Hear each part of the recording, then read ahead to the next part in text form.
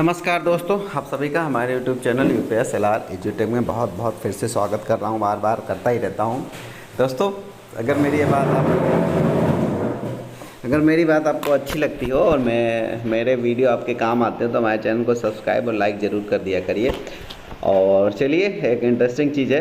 प्रधानाध्यापक को अनिवार्य सेवानिवृत्ति। तत्कालीन बीएसए और नगर शिक्षा अधिकारी को प्रतिकूल प्रविष्टि और लोक लेखा समिति की लखनऊ में हुई बैठक में दी गई जानकारी। तो इम्पोर्टेंट क्या है, प्रधानाध्यापक को भैया अनिवार्य रूप से सेवानिवृत्ति दी गई। क्यों दी गई, इसके बारे में हम लोग ज़रा बात कर लेते हैं, बहुत ही अच्छे से बात करेंगे। चलिए आगे चलते हैं। गोरखपुर की बात है। प्राथमिक विद्यालय गोरखनाथ में विद्यार्थियों की कम उपस्थिति, शिक्षकों के नदारद रहने और छात्रा से बर्तन धुलवाने के आरोपों से घिरे प्रधानाचार्य अमान उल्लाह खान को अनिवार्य सेवानिवृत्ति दे दी गई है। साथ ही तत्कालीन बीएसए व नगर क्षेत्राधिकारी को प्रतिकूल प्रविष्टि दी गई है। चलिए आगे चलते हैं।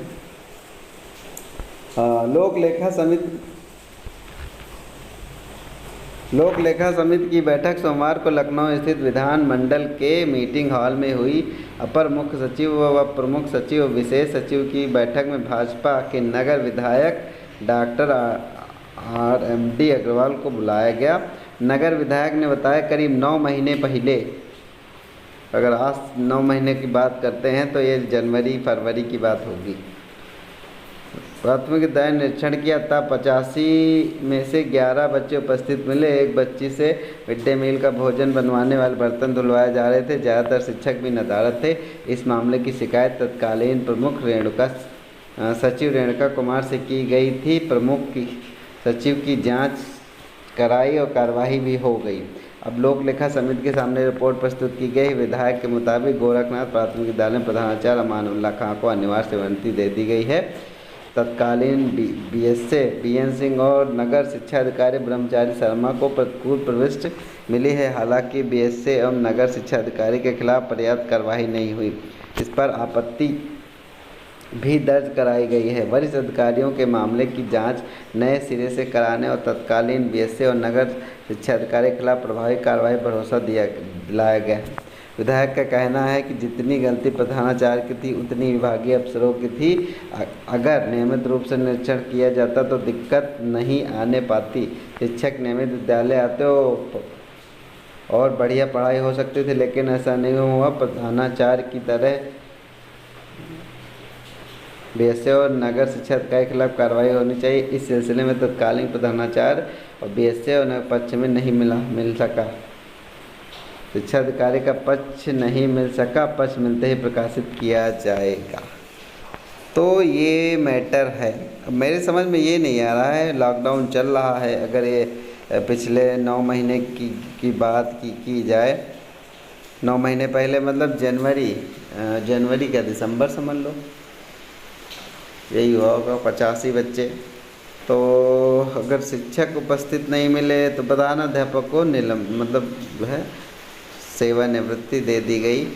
पता नहीं क्या मैटर रहा होगा, पर 85 प्राथमिक विद्यालय 85 बच्चे, तो हालत तो मैं नहीं कहूँगा कि, लेकिन इतना भी बड़ा गुनाह नहीं हुआ कि कोई सेवानिवृत्ति दे दे।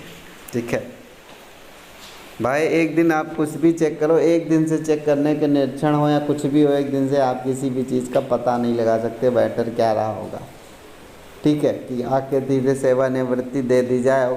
मज़ेदार बात यह है कि खैर अभी एक ही पक्ष है, किसी संघ वालों ने इनका विरोध नहीं किया, इनका साथ नहीं दिया कि मतलब ऐसे ही मतलब एक दिन आके चेक करो। मान लो भी स्थानीय मेला हो जाए तो बच्चे वैसे ही कम हो जाते हैं।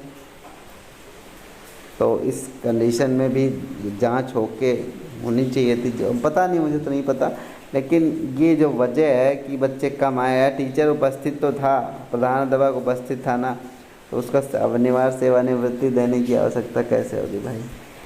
भैया मेरा तो दिमाग ज़्यादा है नहीं, तो मैं ज़्यादा दिमाग, लेकिन फिर भी इतना बहुत बड़ी बात नहीं होगी। जो चीज़ सुधारी जा सकती थी उसमें सेवानिवृत्ति देने वाली बात ही नहीं थी। अगर वहाँ का कोई संघ रहा होगा तो शिक्षक का साथ देना चाहिए रहा होगा, क्योंकि ऐसे ही रोज होने लगे तो अनिवार्य सेवानिवृत्ति देते ही रहो, सबको सस्पेंड मतलब रिटायर कर दो। ठीक है दोस्तों, ये था हमारा वीडियो। फिर मिलेंगे एक और वीडियो के साथ, तब तक बने रहे हमारे साथ। नमस्कार।